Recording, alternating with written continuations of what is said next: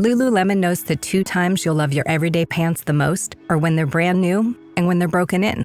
Lululemon's new Easy 5 pants are designed to let you enjoy both feelings at the very same time.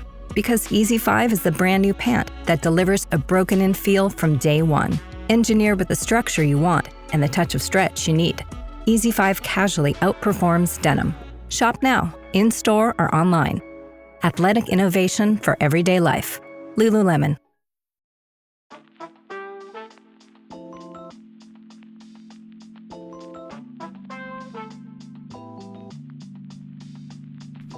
Hey everyone, it's Meredith.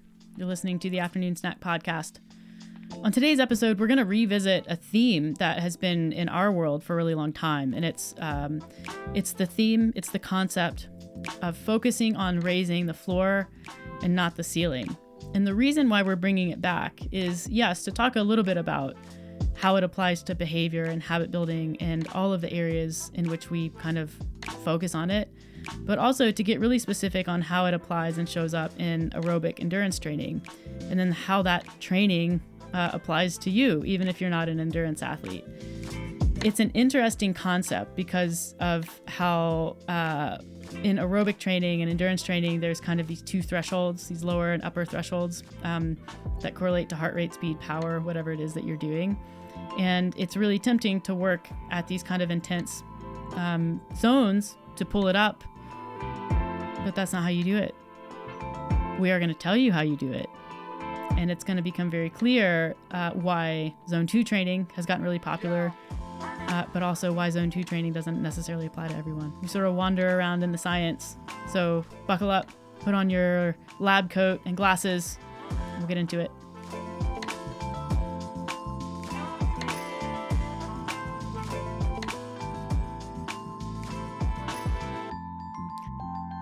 So, how was your sleep last night? Oh, it was terrible. Which sometimes I have terrible sleeps, like just randomly, I'll just have a bout of insomnia, like one random night every 8 weeks or so.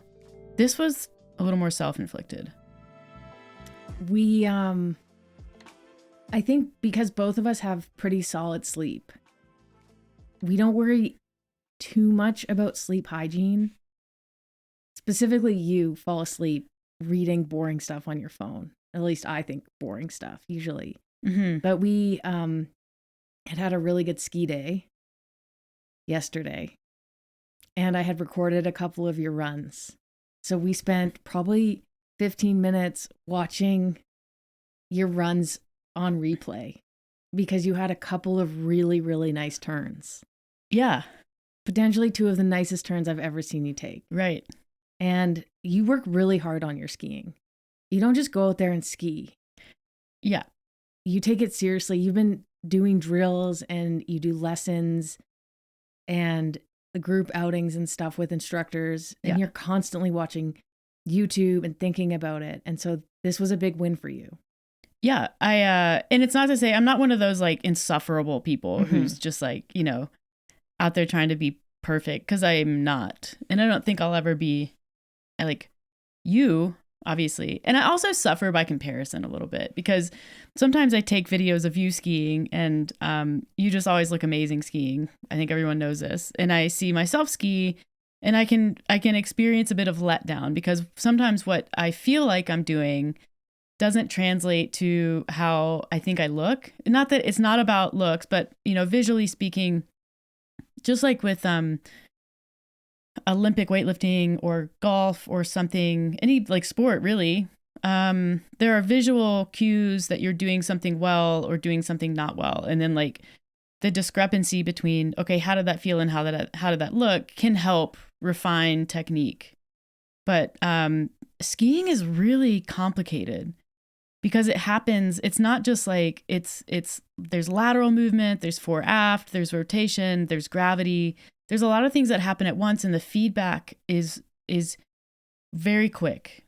And so you have to kind of know what it is that you're feeling and what feels good. And I'm like kind of just getting to the point where I have a really good sense of like what feels good and what doesn't feel good. And that's, I think sometimes translates to how things look and sometimes not quite, even though both are progress. So yeah, I've been working hard at skiing for several years now. Thank you for noticing. I think it's easy to look at someone who has done a complex movement type sport for their entire life.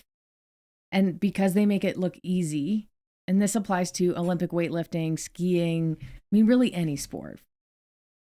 And if you spend enough time with them and they make it look so easy, it can feel like you can do that. Like, oh, I can do that. That's what I look like, right? Yeah.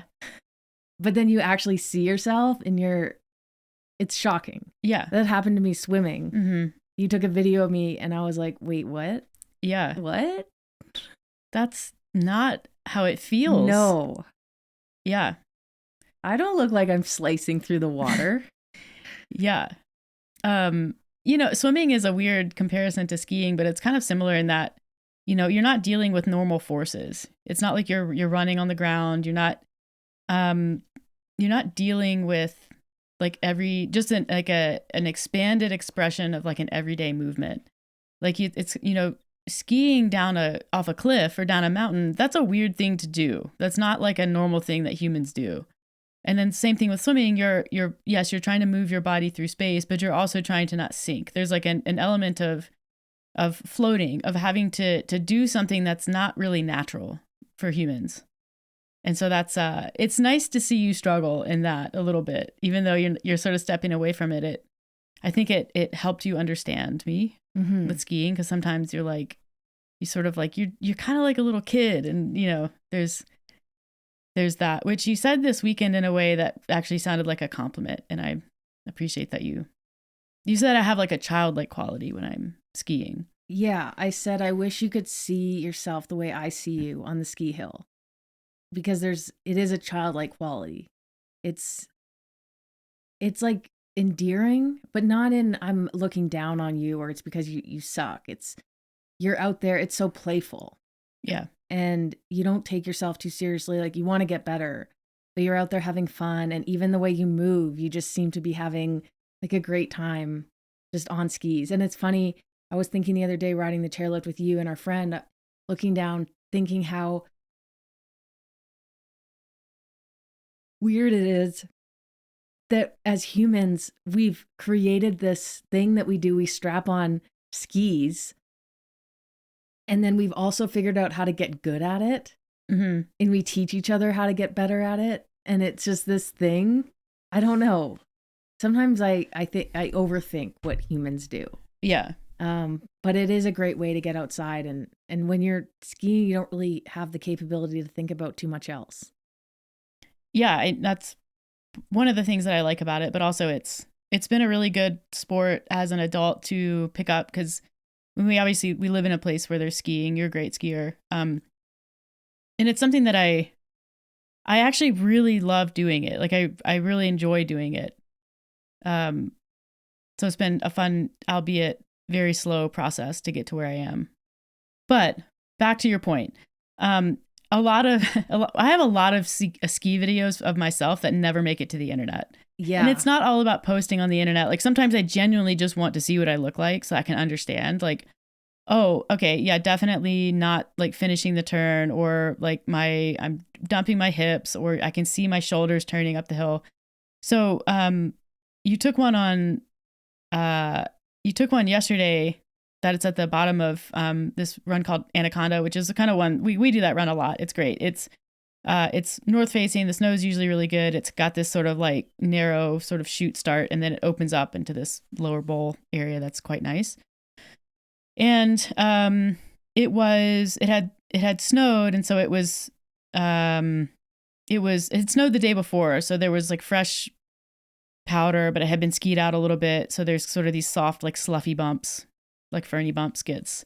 And so I was skiing through that, and it's not like the easiest thing to ski through, because it even sluffy soft bumps kind of want to take your skis and do all that. So I skied down, and I did kind of make my mind up. I was like, okay, so I'm gonna try to turn. I'm gonna try to like, sort of fall line ski this and ski around these bumps as much as I can, instead of, sometimes on steeper terrain, I tend to take sort of wider turns, like more traversing type turns, to help me control the speed or whatever. So I Yeah, I skied it and it felt really good. Like as I was skiing it, I came by you and I think I like woohooed. And then I made a joke. I was skiing at the bottom. I said, put me in a commercial. And then you showed me the video and I was like, wait, that's me? Like it looked like someone who knows how to ski well. Yeah, specifically, I think there were 4 or 5 turns that just looked really nice. And so we were watching those before bed. Yeah. Over and over.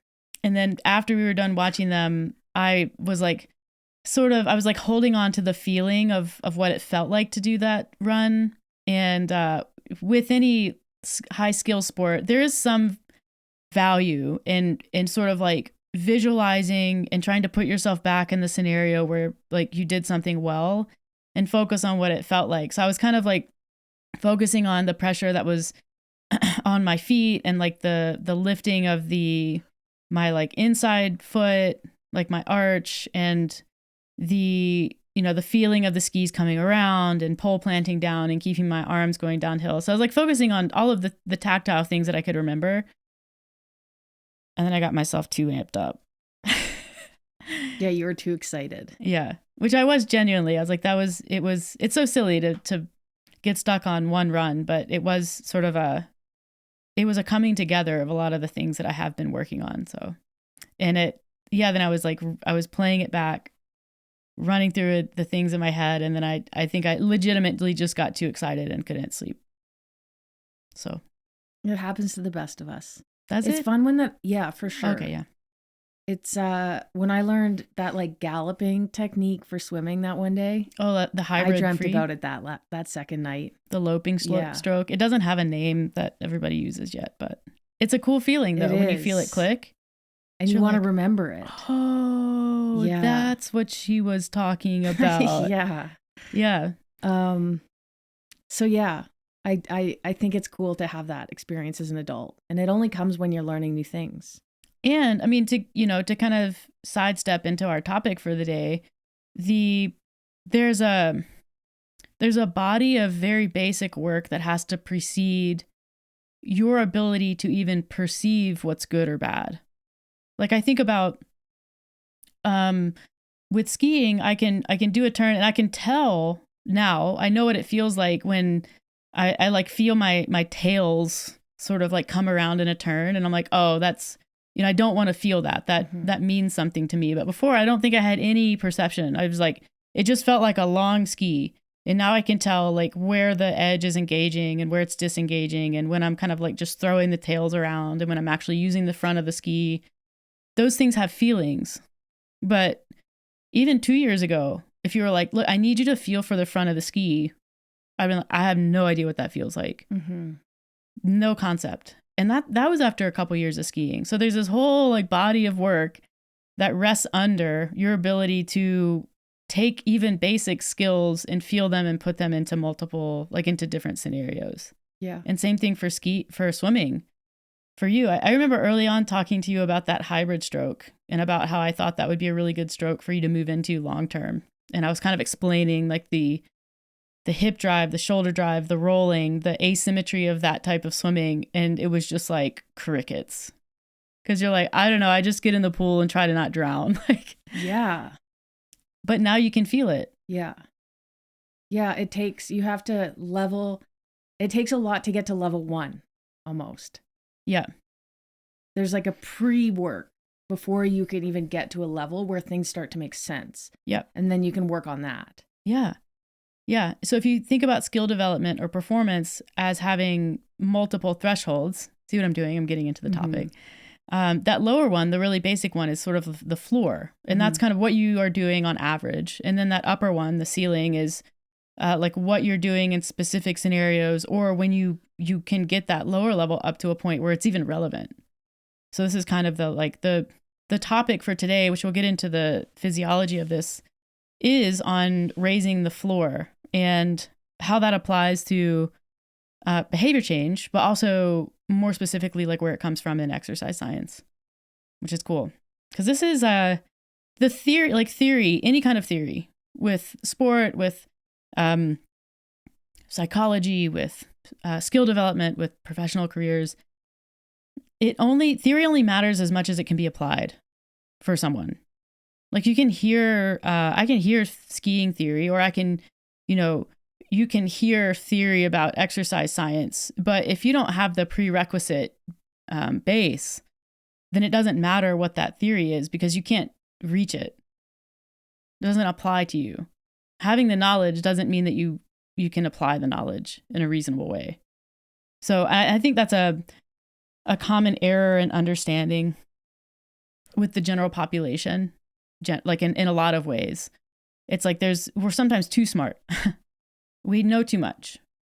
And even if it's, even taking away the skill component of something like skiing or swimming or, learning something new, even if someone has, if they're just trying to build very basic habits, it's so easy to look at sort of what they can do on an optimal day and allow that to start to set the standard. But that's the ceiling. That's full expression for you. That's as high as you can go.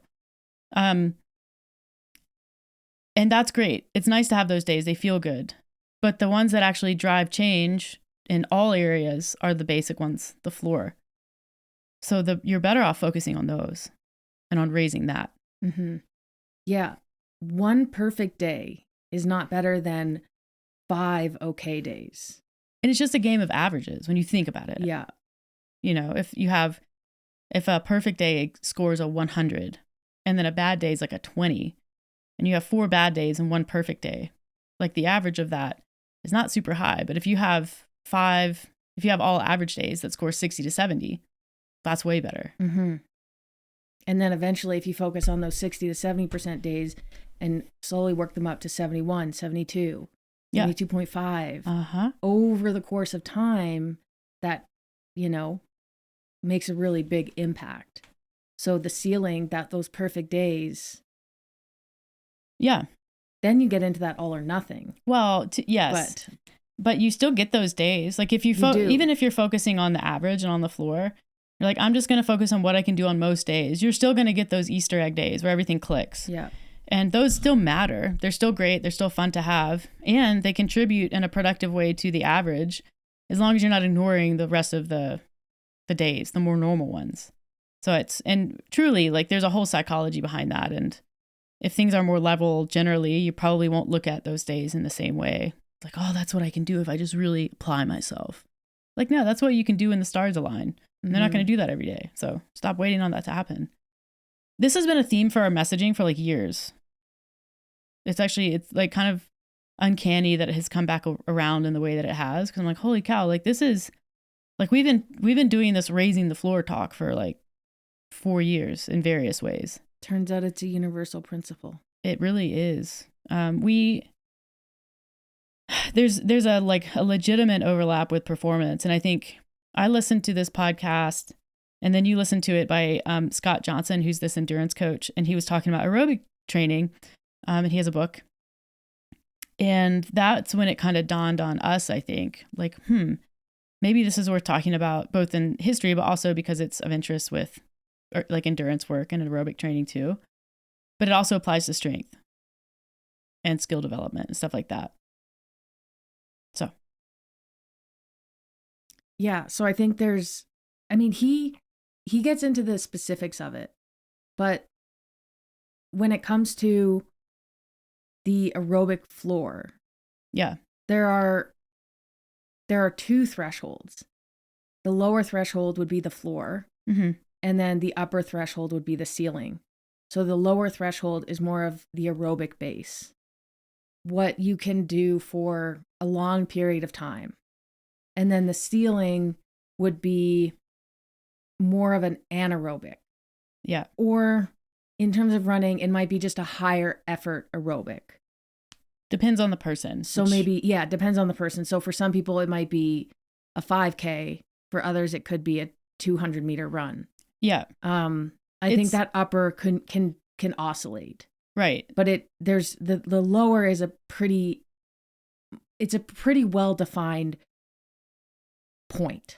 Yeah. I mean, call it like, in language people would understand, would be like moderate, sustainable would be lower. And then like that lower threshold. And then the upper threshold would be unsustainable. Yeah. So if someone were to say, okay, you're going to go out and do your easy run, that would be the lower threshold. Yeah. You're below the lower threshold, actually. Yeah. And that's when that 80-20 rule kind of comes into play. And that still holds true. Yeah. Here, it's a very similar theory. You're doing so much work at that lower threshold or below the lower threshold that in that way you're working on pushing the floor up from below rather than being above it near the ceiling and working really intensely during your training sessions and then pulling the floor up or raising the ceiling. Yeah. You want to push the floor closer to the ceiling. We'll talk about this. Once you get the floor close to the ceiling, then you start bumping up the ceiling a little bit. Yeah. And that's, we'll get into that in more detail. So I think hovering on ambiguous language is. Yeah. Yeah. And then the same applies to the strength. Yeah. And it's a different, I mean, think about what's foundational and then where are we going? And that's kind of how I think about it with strength training, because when someone jumps into strength training, even if you're like, I really want to just like, hit these percentages on a linear strength program, like, well, you don't have a 1 rep max. Like you don't have a basis to even know where to lift. And then on top of that, there's the mechanical consistency. Form really matters. Being able to consistently hit those positions under some amount of fatigue matters. And, that's the floor. It's really our movement quality. And then building up some volume tolerance that does help with muscular development, but also gives our like tendons and bones and connective tissue time to catch up, because all of those things, they also increase in strength and durability, and they're the things that kind of hold us together. So you can't skip over that part. If you skip over that part with strength training, I mean, you always run the risk of injury with anything that you're doing physically, but you really start to increase that risk with strength training if you try to bypass that sort of like floor level of work. And then, but once you are consistent, you can then start applying load and intensity in a way that results in whatever adaptation you're after. And so then we're looking at, okay, so now here's our top end strength or our top end intensity at any given volume. That's the ceiling. So now we can push that up, and then we can go back down and sort of like work on form at higher loads and intensity. And okay, now we're pushing that back up. So still it's the same concept, different, very vastly different area of focus. And then I also was thinking, because I'm a big fan of Angela Duckworth's work, and she wrote the book Grit, which is worth reading if you haven't read it. So it sort of talks about this character trait that's common in people who are high achieving. But there's this line in there, and she says, with anything, effort counts twice. And what she's saying is that there's an effort to develop a skill, and that takes effort just to understand what it is that you're doing. And then there's the second application of effort where you actually get to put the skill to work. And so that to me is a very sort of potent qualitative representation of this concept, where the skill building, just learning what it is that you're trying to do, represents the floor. And if you don't do that, well, there's no skill to be applied to develop in that area anyways. Like you literally can't bypass that. Like you think about playing piano. You can't learn how to play piano without learning about the piano and how to move your hands and how to read sheet music and about scales and things like that. Like you don't just get to start playing classics without learning the skill both physically and conceptually to do it. I mean, there's so many ways to parlay this theory. It's even writing a book or a paper in any language. You can't write something when you don't understand basic grammar. Yeah. Or how to spell or punctuation. It's the same. I mean, the most basic application that really hits home for me is you can't build a house without a foundation. Yeah. If you do, it's not going to go well. It'll be there and then it'll probably fall down. And it's going to be incredibly frustrating. You're only going to get so far. And you're going to keep spending money on like rebuilding it when really it's like, hey, slow down. Because you've bypassed the basics that allow you to build on those. Yeah, that creates a sturdy starting point for what you do next. Yeah. So it is, like you already mentioned, it is somewhat of a universal theme, and you can sort of see it's like the human golden ratio. You start seeing it everywhere when you start looking for it. And I think that alone is significant. But I thought because we have so many people who are interested in endurance work with running, biking, triathlon, we could talk a bit about the endurance specific components of this concept. I think too, it applies to functional fitness and strength work in a way as well. Yeah. Yeah. I mean, I think that it's people, especially who come from like a CrossFit background. What was the famous Greg Glassman quote? Be impressed with intensity, not volume. And it's like, man, there was a part of my life where I was like, yes, that. But now, because I'm wiser and I know a few things, I'm like, wrong. I mean, it always depends on what it is you're trying to do. But even with strength athletes, like there's some amount of volume required to create adaptation over time and to develop someone into a world-class athlete, or even just develop them as an athlete. Like there's no, like, you can't intensity your way around the body of volume required to develop. And even within higher intensity sports, even within sprinting and CrossFit and anything that's over 2 minutes is endurance. Well, I remember I used to date an Olympic speed skater, and she was telling me about their training, and they would go out and do 6-7 hour bike rides as part of their training to build their aerobic base, which, yes, can help in an actual event depending on the duration of it.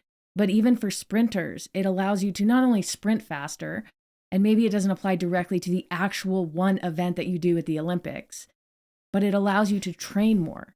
It allows you to do bouts of intensity in a training session and recover from them faster. Well, I think what you just said, the recovery is, yeah. And it's recovery after the session. It's also recovery during the session. 100%. You might be able to do 10 sets of a repeatable effort. Yeah. Because you're able to recover in the X number of minutes in between. And that amount of volume allows you to work more on your skill, but it also allows you to then build up that higher threshold. Yep. So that aerobic base is so important, and it comes into play in CrossFit. And this is how I got so good at CrossFit. I was never the strongest athlete or the most powerful, and I never will be because of, how I'm built and what my preferences are. But I would be able to hold my own in workouts because I was able to lift sub-maximally at, what might be my 80% is someone's 50%, but I can lift that more and more because my heart rate doesn't spike. Yeah. I'm not redlining. It's kind of hard to explain, but well, yeah. And it's the repeatability within CrossFit. It's really strength endurance is what that is. Economy of movement matters, but then also looking over the course of a weekend, because most CrossFit competitions are not single day. They're at least 2 days, often 3. Your ability to show up day after day and still be able to output, like that's where recovery and endurance comes into play across like a weekend event. Because like really endurance is metabolism. Endurance is a metabolic effect. And so it's, better endurance, whatever you want to call it, aerobic capacity, just is better and faster energy turnover. It makes you more efficient really at any intensity. I mean, there's obviously a limit if you're a strength athlete, strongman athlete, power lifter, whatever, where doing a lot of aerobic training might hinder your performance. But for functional trainees, for GPP, for endurance athletes, definitely. There's a reason why there's such a focus on developing the aerobic system. And part of it is like the aerobic system is almost an infinite resource in that it can be developed like in perpetuity forever. So aerobic is reliant on oxygen. When you hear anaerobic, that just means that you're producing energy without oxygen. Like those are the 2 ways really that we have to produce energy. And the anaerobic system, like if you've ever done exercise, you know what it feels like to be in that system because it hurts. And it's like, it's very finite. You can't stay there for a super long time. And when you over rely on that, or you overtrain it, or you're not well developed aerobically, so you have to rely on anaerobic system, like that is just going to be a highly fatiguing situation. That's intensity. That's intensity, yes.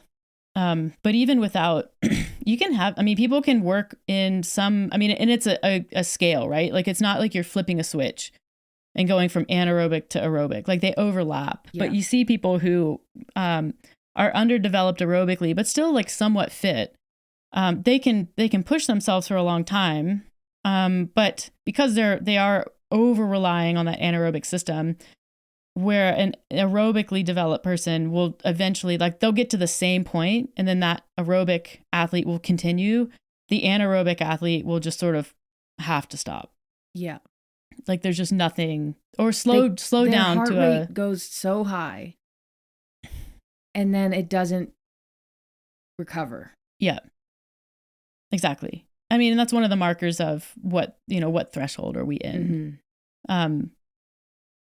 You can measure heart rate, you can measure fatigue, or like it's the perception of fatigue. There are field tests, like talk tests. I mean, but this is assuming that a person is developed enough so that they can even get there. I mean, there's a conversation to be had about people who are coming off the couch or like very deconditioned. Anything that they do is going to sort of like put them over that first aerobic threshold. Like that, there's a place at which this applies to athletes, and then there's a place at which, okay, we have to develop. And again, this is like the floor. This is like the basement.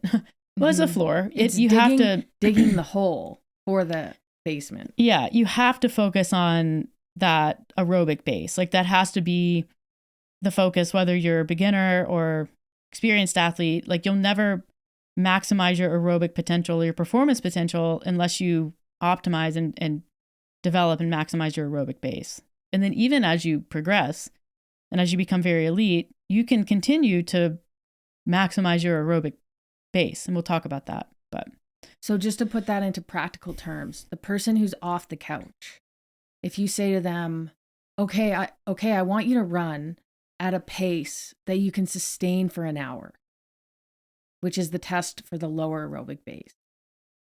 That is not possible. No. Because number one, they don't have the aerobic capacity to run for any period of time that's sustainable. And secondly, they don't have the development mechanically to be able to sustain running for an hour. Yeah. So you have to strip back a lot and put in a lot of time to get them to the point where they're even running for minutes at a time without having to walk. And that might be, okay, you're going to run for 15 seconds, walk for a minute.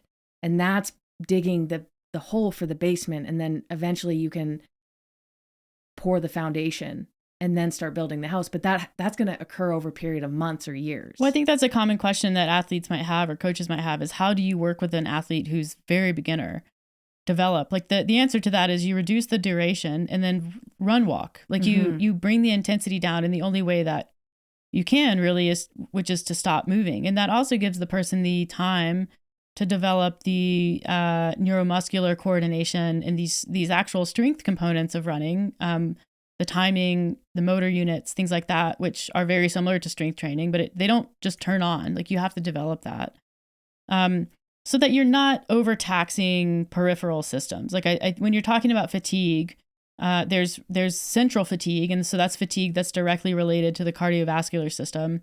And then there's peripheral fatigue. And the peripheral fatigue is related to the muscular system and maybe the novelty of the movement or a lack of economy. And then at extreme ends, even in well-developed people, you start to develop peripheral fatigue. And that is what we would call a lack of durability in an athlete. So when we're developing durability in ultra endurance athletes or even medium endurance athletes, that's a different type of work and a different conversation because someone can be very aerobically fit but lack a little bit of durability. So that's your issue with cycling, by the way. This is the reason why a lot of runners who are very elite struggle to produce a lot of power or sustain power on the bike. And it's because the muscular requirements are quite different. Whereas the like running has a really quick like stretch flex reflex. cycling is a lot of, it rewards torque. And so the issue for you and for any runner who's like, why am I not better at biking? It's not that there's anything wrong with the central part of it. Like the aerobic system is there. It's why it doesn't feel that hard, but like muscularly, you're like, my leg's kind of jacked up. It's the peripheral systems that are the limitation. So the development of an athlete that way is that's a different approach. But someone who's beginner is going to have a lot of peripheral limitations in addition to the central limitations. Right. So you have to be mindful and respectful of that. So that, number one, you give that person a chance to develop, and also you don't hurt them. Yeah. Or they don't hurt them. You don't hurt yourself if you're self-coaching kind of thing. You can't just jump in. Well, you want to talk about the 2 thresholds next? Yes. Okay. So there's with all endurance sports, running, cycling, swimming, Nordic skiing, mountaineering. I don't know. What are some more endurance sports? Triathlon. Yeah, those are kind of the main ones. There's hiking, alpinism. Yeah, alpinism. Anything where your heart rate is elevating and staying elevated, and like that's part of the sport. There's 2 thresholds. So there's the word threshold gets thrown around a lot in different ways. I mean, with cycling, you have FTP, you have the functional power threshold, you have lactate threshold, you have anaerobic threshold, you have VO2 threshold, you have aerobic threshold. Like you hear the word threshold a lot and it's like, cool, but like what does that mean and where are they? I think on the most basic level, there's 2 thresholds. There's 2 sort of markers where metabolic shifts occur for everybody. VT1, ventilatory threshold 1, VT2, ventilatory threshold 2. VT1 is often called the aerobic threshold. VT2 is often called the anaerobic threshold or the lactate threshold. Sometimes like it can correspond somewhat with like critical power or FTP. Like those numbers are all really similar in their estimations. But these 2 lines exist. So you can kind of like visualize them as parallel lines to one another. And then with, it's like, okay, but how do we measure those? They can be measured, like heart rate, stability is a marker of both of those thresholds. Lactate accumulation is a marker. And then we would be looking at, like once we establish what those are, it's really measuring the speed and power that an athlete can hold at those thresholds. So what defines the first one, so the aerobic threshold, lactate is going to start to accumulate because this is the shift from like fat oxidation. So low intensity, like sitting on the couch where your body's preferentially using fat, sort of saving carbohydrates for more important work. So there's a shift from fat utilization, fat oxidation, into carbohydrate utilization. So now we're into glycolysis because we need to turn over energy faster. So when that happens, there's going to be lactate accumulation, but that lactate accumulation is going to reach a point and then stay steady. So basically it's accumulating often. I think it's maybe around like 2 millimoles per liter. It's going to get to that point and it's going to stay there because your body is then recycling it, converting it to pyruvate and it going back into that system that's producing ATP and energy. So you're going to see the lactate stays there. So if you are in a lab and you're measuring lactate, it's going to be like, you can take points and it's not going to be going up. It's going to go up initially and it's going to stay. The way that they test this in labs is that they do a prick on your finger and then a little bit of blood comes out and then they test that blood very quickly. Yep. And they do that every so many minutes and then they figure out the rate at which your body is producing a lactate and recycling it. Yep. And it hurts. The pricks are painful. Yeah, it's like the worst part of those. You end up having a bunch of pricks on your fingers. Like your fingertip is bruised. Yeah. Like you walk away with a bruised. I really used to hate that. Bruised tip. The way that it feels to be in this zone, in this area, this threshold 1, your breathing is going to also have increased, but it's going to be comfortable. It's going to be rhythmic. You're not going to be, your respiratory rate is not going to be going up. There's no panic. It's kind of like, yeah, I could sort of hang out here for a long time. This roughly correlates to zone 2. Mm-hmm. When people talk about zones, this is sort of zone 2. So it's like you start running or biking, your heart rate goes from whatever it is at, getting on the bike. You start biking or running, it elevates over the course of 2 to 10 minutes, and then it will remain steady. Yep.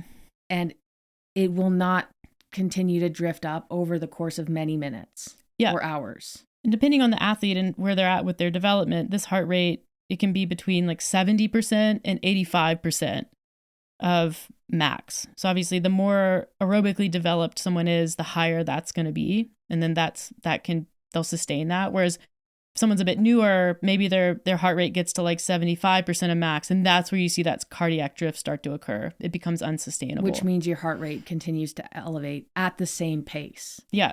At the same running pace or biking pace. Right. So what you're doing when you're training at this intensity is building your aerobic base, but specifically because all of our cells have the ability to produce energy. So when you're training in this zone, you're increasing the mitochondrial density. So you're increasing that, like really the energy producers in the cell. You're improving fat utilization because again, just like we're not flipping a switch, there's some overlap between fat oxidation and glycolysis. So you're going to get better at that. There's an increase in capillary density. So that's going to matter for blood oxygen supply and utilization. You kind of get the hardware to become better at that. And I think kind of most importantly from an endurance athlete, it allows an endurance athlete to develop, to start to tolerate more volume, and it builds endurance without producing a lot of fatigue. Because that's something that you'll hear with endurance training is there's fitness development, but at the same time, you're also developing fatigue, and that's always happening. So it's really, how do we use those two to create the adaptation that we want? And fundamentally, too much fatigue just means like you're not going to be able to recover. And if you can't recover, you can't adapt. So that's ventilatory, that's VT1. And if someone's very new, that's really where all of their training needs to occur. Whether it's even understanding what those numbers are, but really it's just it's spending time there so that person's base fitness can increase, speed and power goes up at that threshold, and that's it for a long time. The end. Mm-hmm. Yeah, and someone who's very new isn't going to really have a lot of a runway for different pacing. Yeah. They're kind of only going to have one pace. You tell someone off the couch to run and then run faster, it's likely just going to be the same pace. Right. It's like there's effort increases, some amount of panic comes in, but like the output doesn't change that much. You probably become less economical. Like you're introducing a lot of chaos into the movement. That is increasing heart rate and metabolic components, but it's not translating directly to what you're doing. So It's kind of like, when you're a beginner, you have a box of crayons that has 3 colors in it. Right. Green, yellow, red. And as you develop your endurance and spend time in this sort of zone 2 low intensity area, you start getting more crayons. So you develop better clarity around different training intensities. You develop the ability to spend time at different areas. And but I think that's an important point is it is kind of like an on-off a little bit with people who are very new. Yeah, I mean, honestly, if someone's brand new and they're running 15-second bouts, there's one color and it's most likely red. And then they might get another color. And I think even if as someone, is able to run 30 minutes straight or can run a 5K with some intensity, they might have a few colors. And you do want to touch on that. You want to build some confidence in different speeds, practice leg turnover, be able to expend a little more energy and effort without feeling panicky. Right. You touch on that. And it might take some time to get comfortable there. But that comes definitely after you've accumulated a couple more colors in the box. Right. So yeah, and we'll talk about how these two play together, but we'll talk about the second threshold, the VT2. So this is often called anaerobic threshold. It is also called lactate threshold. And it represents a respiratory compensation point and second metabolic shift. So it's the high intensity point where lactates, and I'm not saying this as in lactate's a problem, but it's really easy to measure. So you see lactate rapidly accumulate in the bloodstream, you see breathing becomes rapid and unsustainable, and this marks the entry into severe intensity, where you're no longer able to conversate with people. There's a very finite amount of time where you can sustain an effort above this threshold, and we also see an accumulation of carbon dioxide in the blood, and that correlates to a drop in blood pH. So we're creating a more acidic environment. It's not caused by lactic acid. Is that what makes it feel like it's burning? No, what makes it feel like it's burning probably is that's more of the peripheral limitation with like calcium ions and things like that. It's burning because you're just like breathing really heavily and it's hard. But when we shift into that like anaerobic glycolysis, we're not relying on oxygen, that the lactate that accumulates in the blood matters because it's accumulating faster than it can be cleared / used.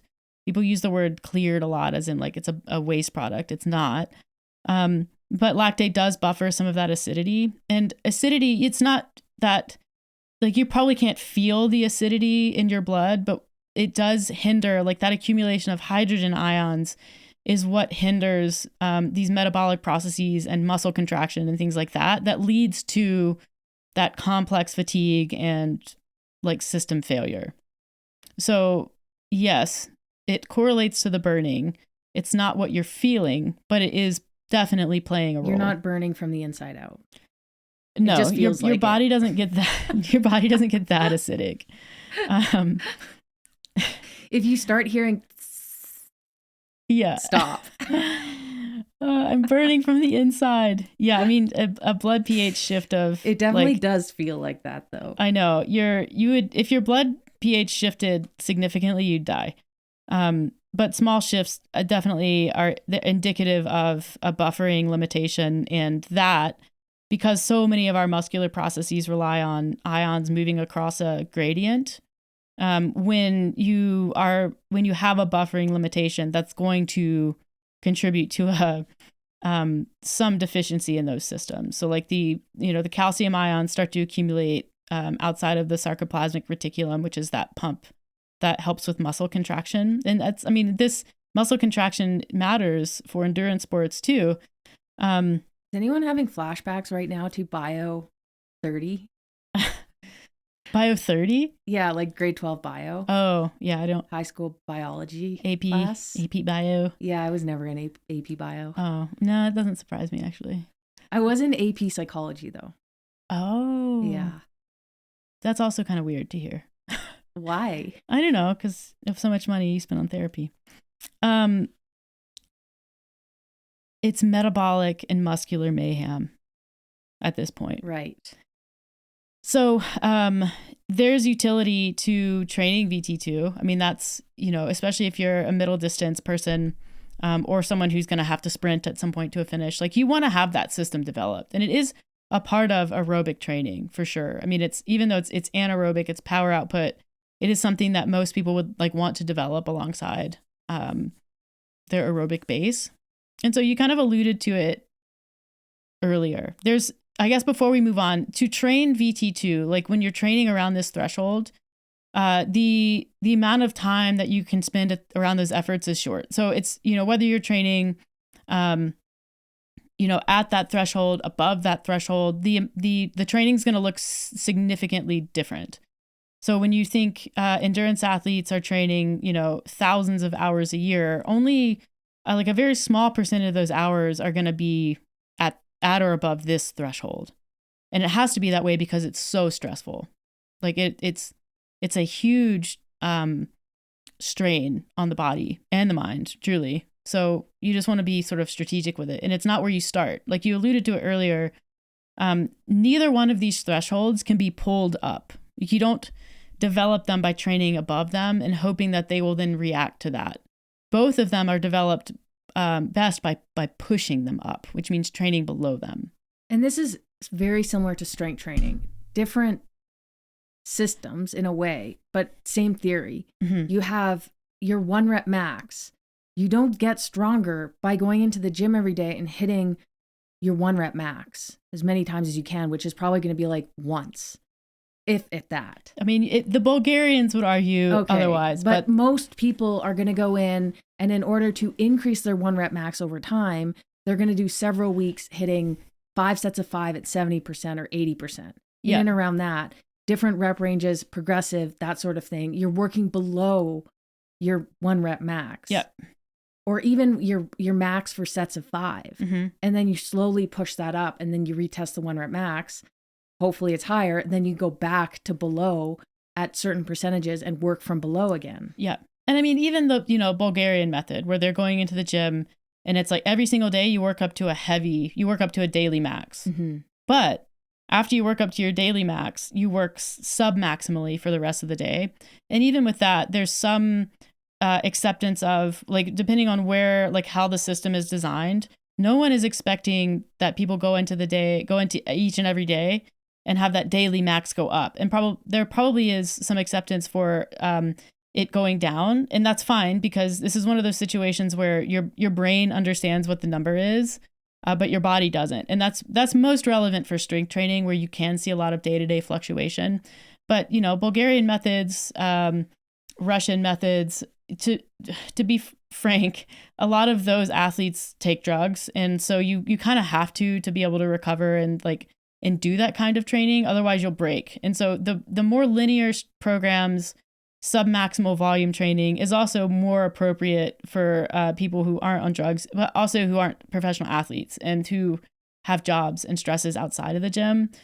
Because if your gym training is just like teetering on what's possible, then everything else in your life better be oriented around that. Otherwise, like, you're not gonna be able to do it. You're gonna tip over the edge. Yeah. Yeah. Quick point on PEDs. They are most helpful in terms of strength and more strength in helping somebody recover. Yeah. Not necessarily the moments that they're in the gym. Right. Yeah. But that is a huge advantage. I mean, that's because you can train more and you can train at higher intensities. Yeah. Like your adaptation comes from recovery. So it's like nothing about, anabolics or PEDs helps a person to go into the gym and lift more. But if your recovery is 40% better than someone who's not taking drugs, then you are going to be able to lift more because you're just adapting way faster. Yeah. Yeah. Right. What are we talking about? Submaximal. Right. Pushing up. Right. Pushing up. Yeah. So,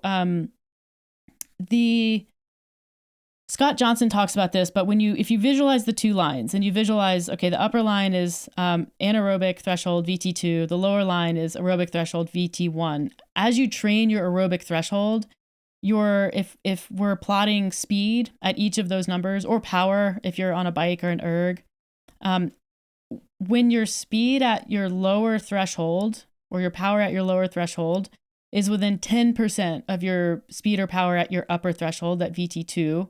When you get them to that point, that's when you start training VT2 more significantly. So you start pushing that ceiling up. And then you mentioned this, it's sort of like you train your aerobic base, you get it to within 10%.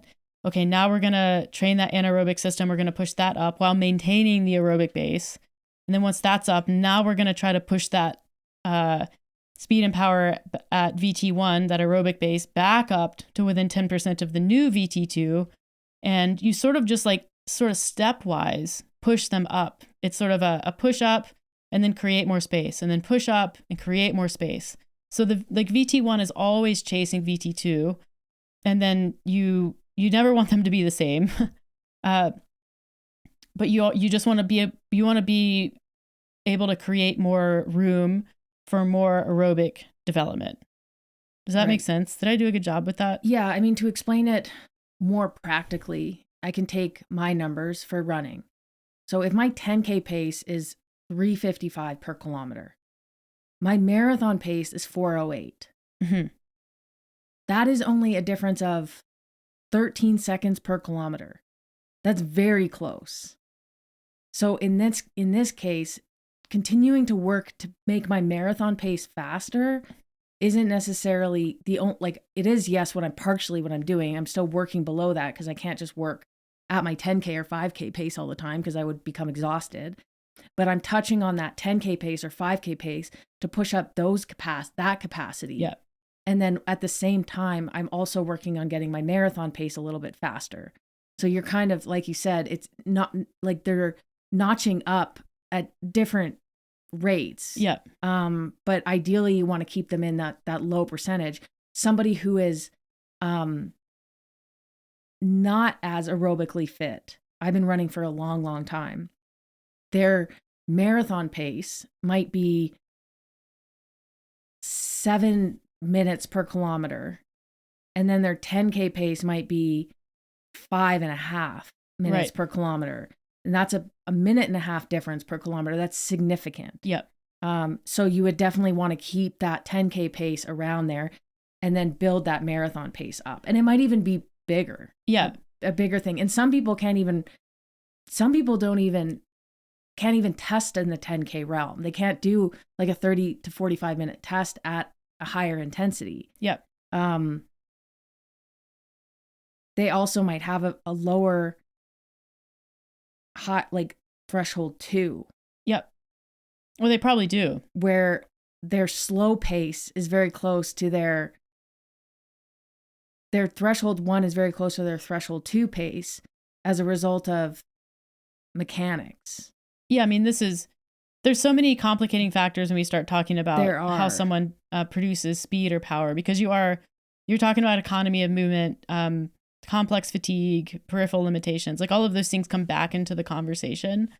And really, like, what needs to happen then is the test just shortens to a point where the person can do it. Yeah. So it might be 20 minutes. Right. What's the fastest you can go for 20 minutes to establish your threshold 2? Yeah. And then what can you do for 1 hour without your heart rate changing? That would be your threshold 1. Yeah. And to understand how this feels in the field. So like a lot of people don't have access to labs where they can get testing done by like the same person and have a high level of reliability to that. And maybe they don't even have access to a heart rate monitor, or they can't use it consistently where they have a high level of reliability. But what you can almost always count on is the way that an effort will feel. So like focusing more on like qualitative descriptors or ways of understanding effort. So like talking about zone 1, zone 2, the sort of the first VT1, that would be, we call it an all day pace, like full sentences. You can speak, it's conversational. And yeah, for some people that may mean run, walk, but whatever it is, like it's something that has a high level of sustainability up until you start to experience complex fatigue, like peripheral limitations. Like you feel like your body's moving funny because you're wearing out. You lack the durability for the duration. Threshold is mentally taxing. You're having to pay a lot of attention.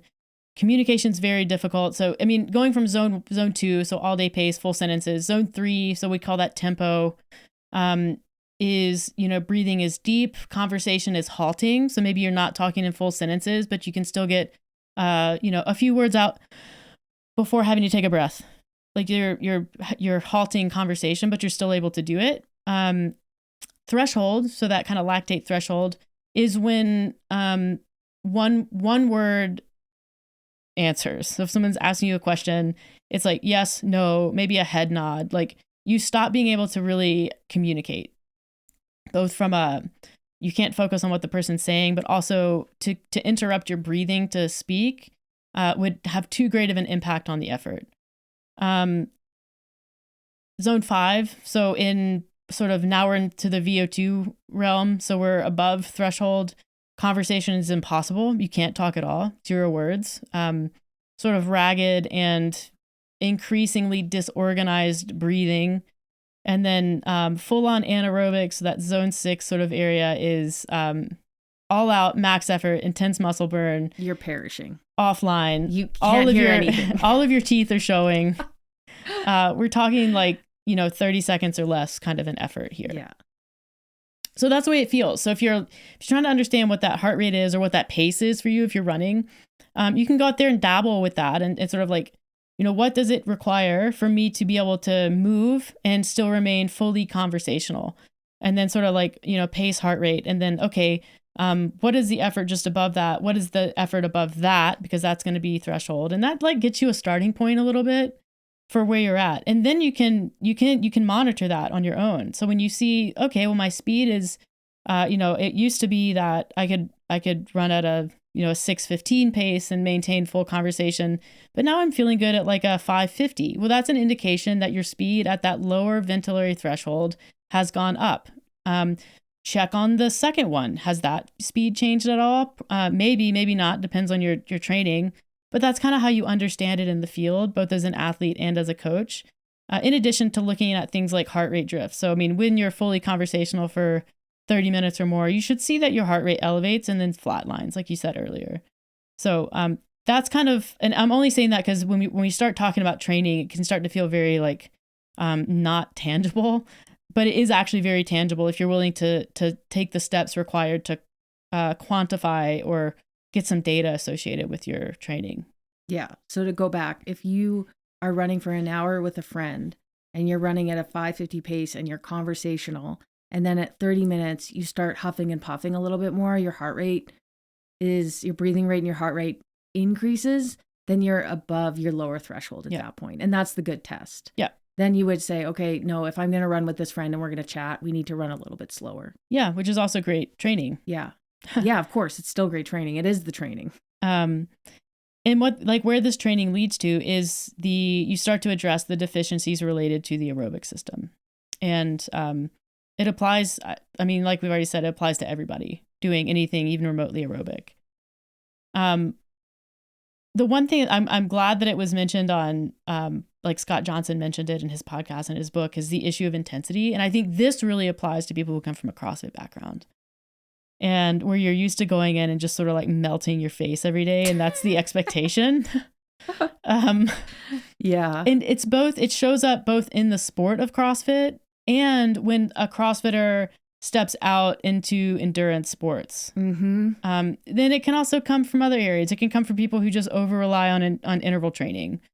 It's not just like, oh, this only happens to CrossFitters. Like this happens to people from all backgrounds, but it's really, really common to see it with CrossFit. Yeah. We're challenging something that Meredith and I held very close to our hearts for many years. No pain, no gain. And you've been in those workouts too. I know I've done it on the bike where I'm like, it's a base ride and I'm riding around like 135 watts and I'm like, I see my average like 132 and I'm like, I want it to be 150. And so then I just like hammer it. Yeah. Yeah. And it's like part of my brain is broken sometimes. Like if you walk out of I used to walk out of the gym and if I wasn't feeling damaged, I would think that it wasn't worth going. It was like, that was pointless. Yeah. But the problem with that is that, I mean, fundamentally, not only is it very poor training design, but you can't just do more of that. Like the amount of training that you can do like that is limited. And when you start to get into endurance training where that base is so important and you're just sort of like chronically working in zone 3 as your, air quotes base workout, you get to a point where you just get sick, you get injured, you don't get any better. I mean, that's, the overusing intervals or training with too much intensity around that second ventilatory threshold, even in let's just say not even over that VT2. Let's just say someone is consistently training in between those two. So above VT1, below VT2. And that's where they live, which is like every CrossFitter ever. What happens when you do that is it sends the signal to the body, like we need to develop anaerobically, but what it pushes that aerobic threshold down. So you actually get less fit doing that. It's going to push that floor that we're trying so hard to raise. You're stepping on it. It's going to push that down.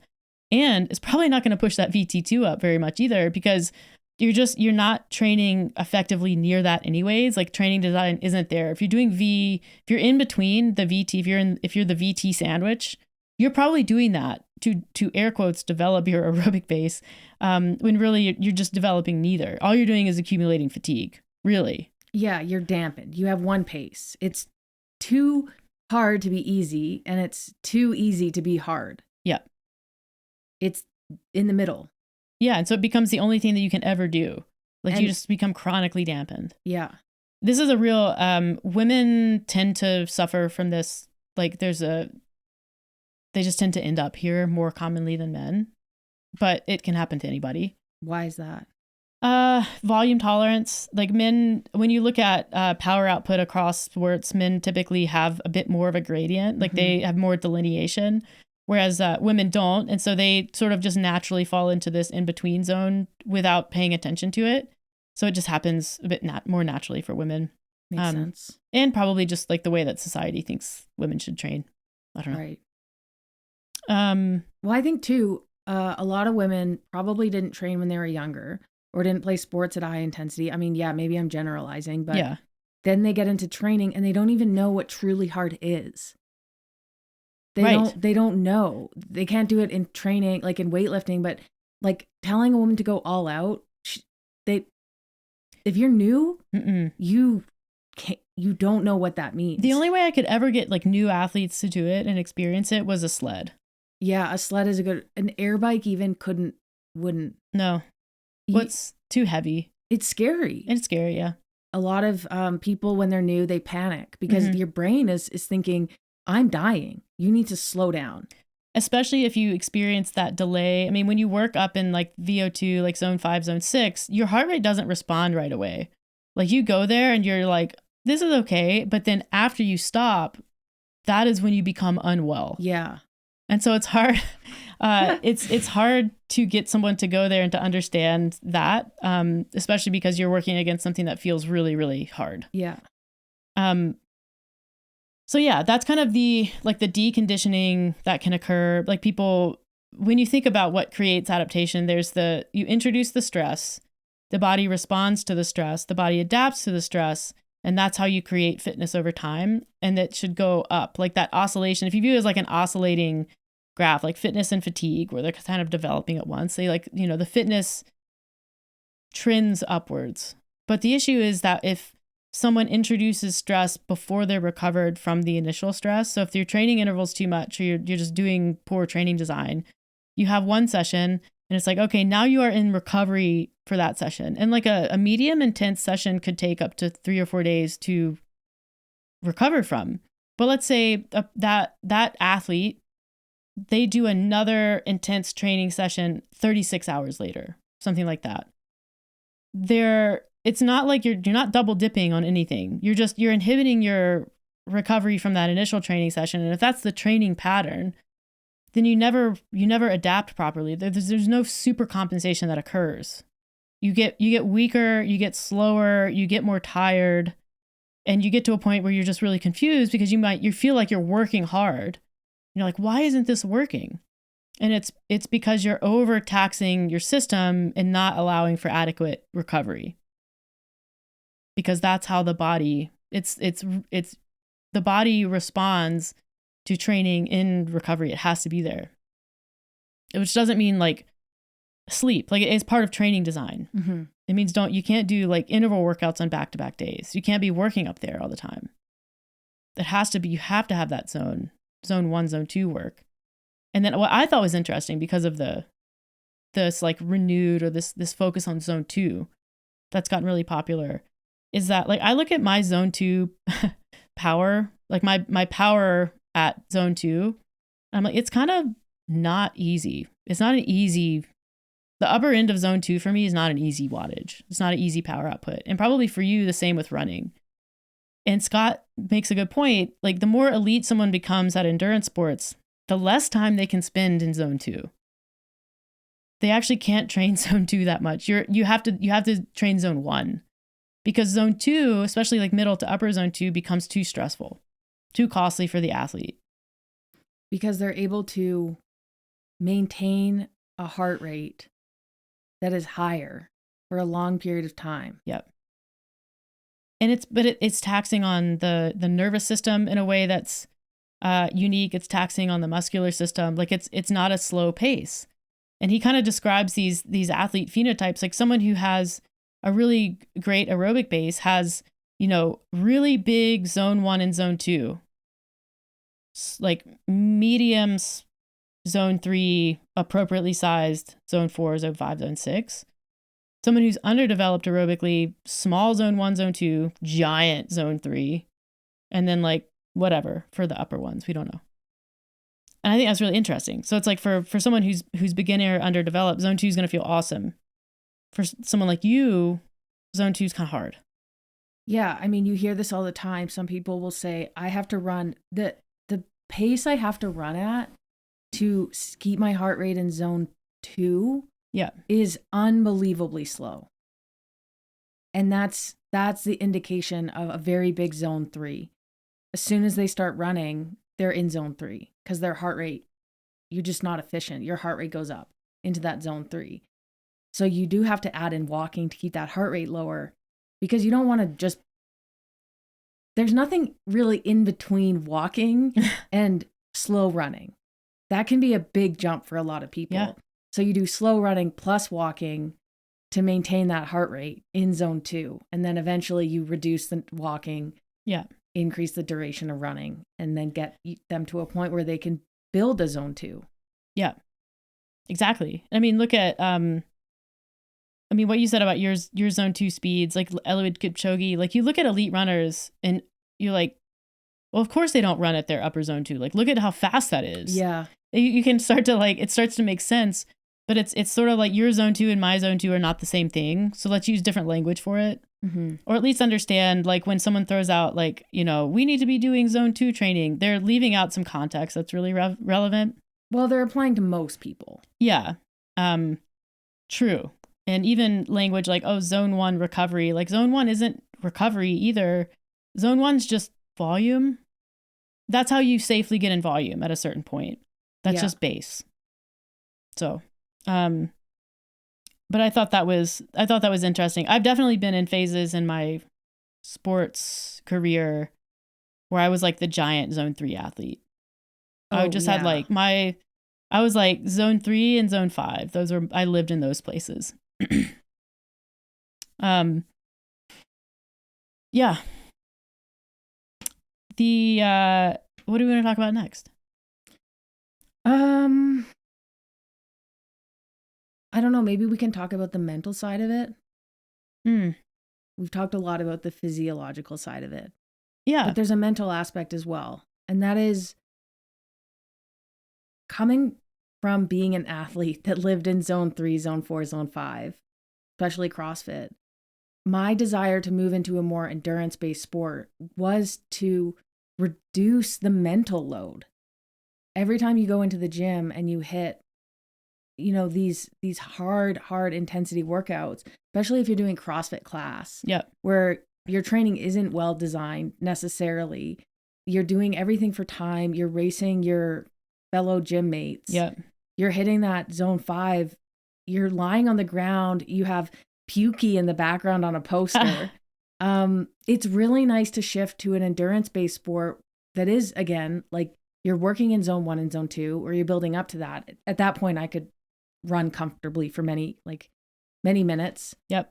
It was a really nice mental break, and it allowed me to focus more on work, more on my relationship. I wasn't crying all of the time. I wasn't angry and frustrated in the gym. I mean, the mental aspect of going to that place. It takes such a toll. It makes you so much less resilient in every other part of your life. And if I were to, I don't know, shift back, like apply that type of training to my running, I would end up in that exact same place. I would have no emotional or mental resiliency. Because it just takes so much effort to be there. And then also when you look at your training and you think, we all get these sessions where you're like, ooh, I don't know, can I hold that pace? You do not want to be thinking that every single day. Nope. That mental load has an impact on your ability to recover and perform physically. So I think that's really important to note. There's a mental aspect. Even if your body can do it, it's not sustainable.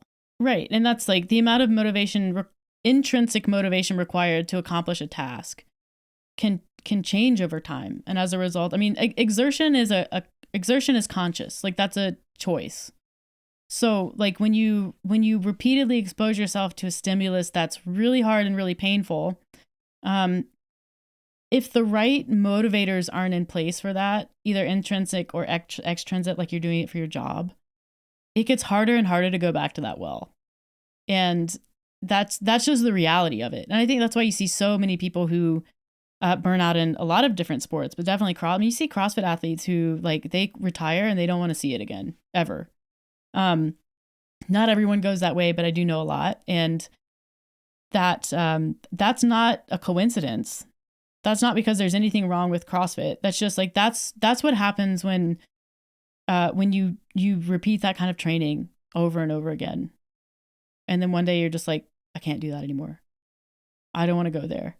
Like the amount of money someone would need to pay me to do RAN, which is 21:59 pull-ups and thrusters, a 2-minute workout, 2:30 probably. Mm-hmm. I mentally wouldn't be able to like I wouldn't. My brain would say, no, what are you doing? Don't do that. Yeah. I know. And you get so much out of being new in any sport. Like one of the things that lowers RPE for any effort is novelty. Mm-hmm. If it's your first exposure to something and you have no preconceived notion for how it's going to be, that novelty is a gift for a lot of people because it removes the fear, it lowers RPE, increases drive, but you only get that like once. This is the whole reason why I used to like, I hated testing regionals workouts. Mike would always want us to test regionals workouts. And I'm like, no, mm-hmm. I want when I do it on the floor to be the first time that I do it. And like, I will do better always if that is the case. I mean, I even think about that Banff half marathon that I ran in 2018 that you were like, you'll be fine. You have a week to prepare. I ran that really fast for having not really been running. But part of it was I'd never run a half marathon before. There was novelty associated with it. You know, and then with that, you get to a point where you're like, I haven't come this far. I'd only come this far. Right. But the fact of the matter is I would never allow myself to get to that point right now because I have done enough running and enough endurance where I'm like, no, we're not doing that. And that's kind of how I feel about like CrossFit style workouts where it's like, no, we don't do that anymore.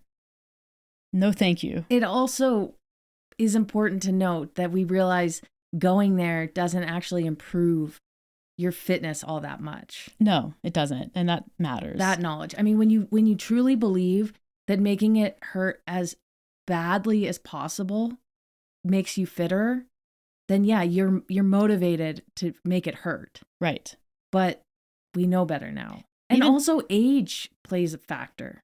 Yeah, I mean, we're not going to get into muscle types, but there is a shift towards that like type 2A or whatever the slower twitch muscle profile is as you age. So it gets harder to go there and mm-hmm. you have to train it more specifically to retain that power output, you know, depending on where your genetics fall for that. But within CrossFit, the sport for a long time anyways, like there's CrossFit class. There's like the way that CrossFit is done. If you just do the main site workout, it's short, it's intense. It's just like a lifting day.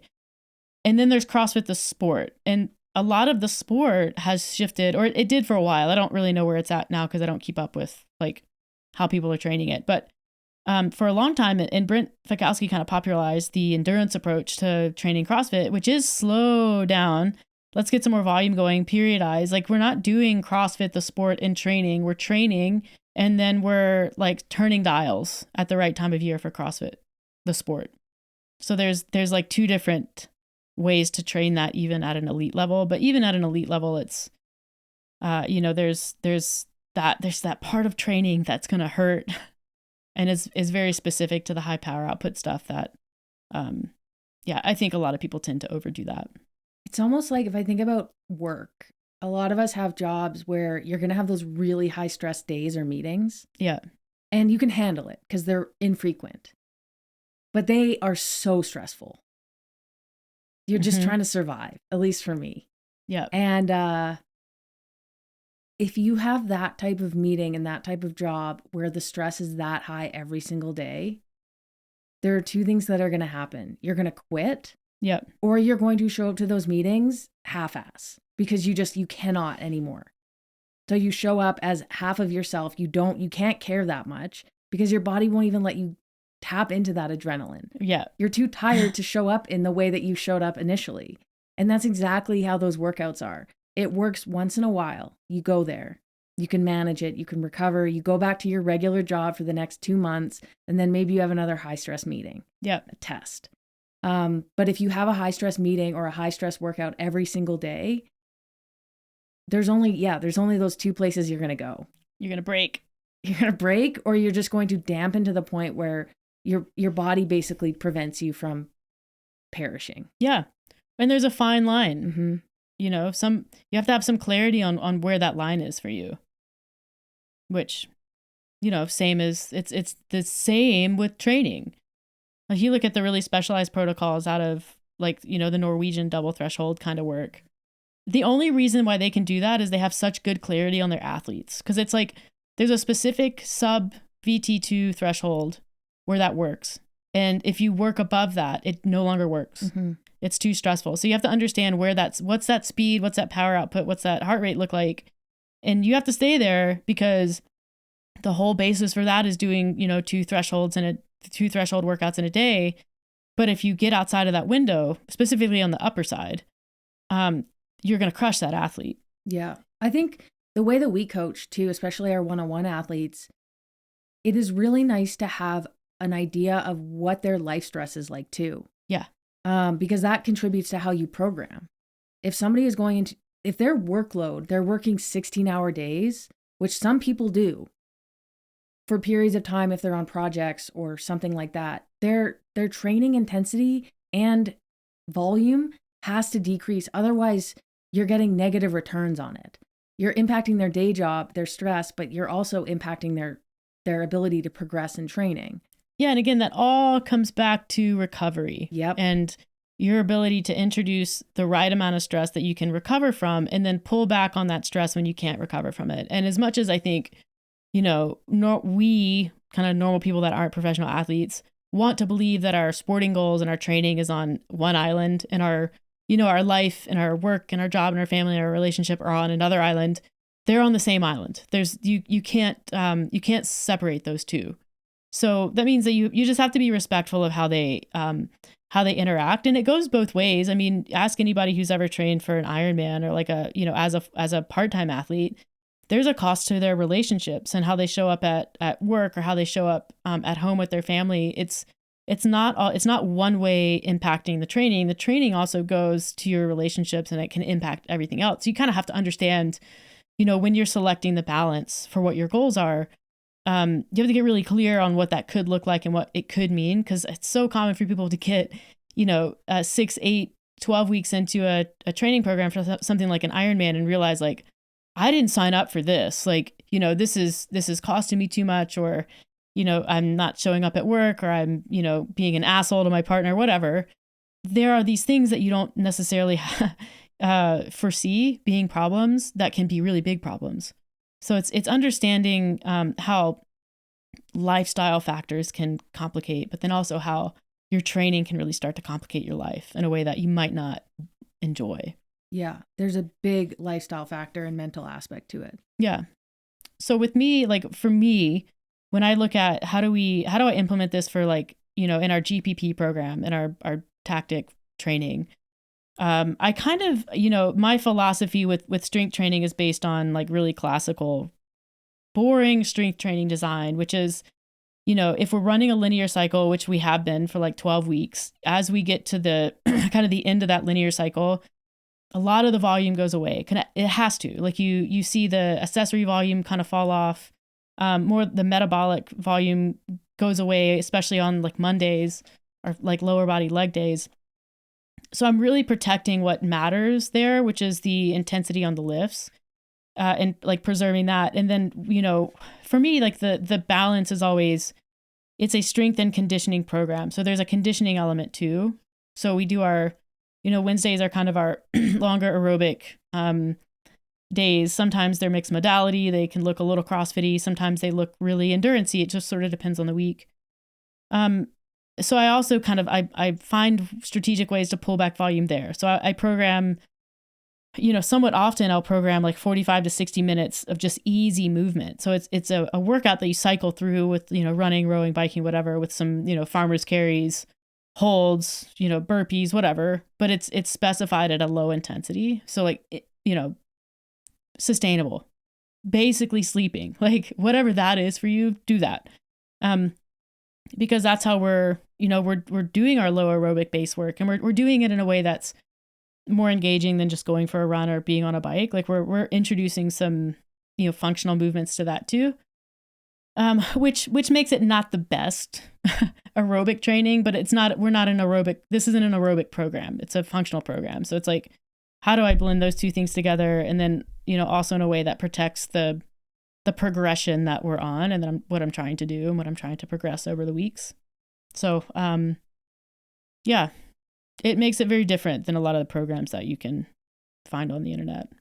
Because if someone just like joined and their first day was a Wednesday, that was like a 45 or 60 minute slow AMRAP, they're probably like, what is that? Yeah, but if they watch the video, we always explain why these things are valuable. Yeah. And that's another thing you get is an explanation of the stimulus that you've designed the training around. Yeah. And how great is it too to do one of those workouts and then over time you're like, I feel so much fitter. Like people develop this amazing fitness while not crushing themselves. Like specifically choosing workouts that feel good and they don't feel super hard. They feel sustainable. Their movement, their breathing, they're cyclical. It's things that people may not self-select if they're like, I really want to make progress. So they're seeing that progress over time while also experiencing this different kind of training, which I think validates something that's really important. And that is like, you don't have to go into the pain cave every day. In fact, it's better if you don't. Mm-hmm. Long term, for all of the reasons why we've discussed on this podcast. So that's how it ties back into functional training and what we do, what we help people do. Because aerobic base is infinitely applicable and useful for people, all people. Yeah. As always, it's a balance. It is. Every aspect of it is. And even though whatever that new thing is, VO2, I think has become the new it factor for longevity. Like, higher VO2 correlates to longevity.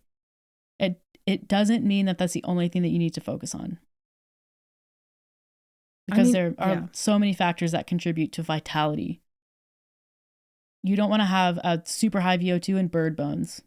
That's not going to be good for, right. That's not going to be good for, you might live a really long time, but if you're afraid to step out on ice because you might fall and break every bone in your body, that's not a good way to live. Right. Yeah, it's number one thing. Well, how do we close this? That's a great question. How do we shut her down? I think we've dumped a lot of information. I think that the only thing left to say is focus on that floor. Yeah, focus on the floor. Bring it back to the start. Focus on pushing the floor up. Even for it, like experienced athletes, it always goes back to that. So if you're not sure where to start, that's where you start. Figure out what the floor is, what it is you're trying to do, and then work there. Worry less about where you're going because that's ultimately how you'll get there. Yeah, and patience. Always patience and persistence. Yeah. And good music. Yeah. All right. And support. And dogs and cats. Yeah. Thank you for listening. I hope you got something out of this, especially if you're sort of an endurance-minded person, but even if you do like hearing about training, hope you got something out of it. And even if you're going to hear this as a metaphor to life, hope you got something out of it. If you did, please like, subscribe, share it to people who might find it interesting. And we will catch you on the next episode.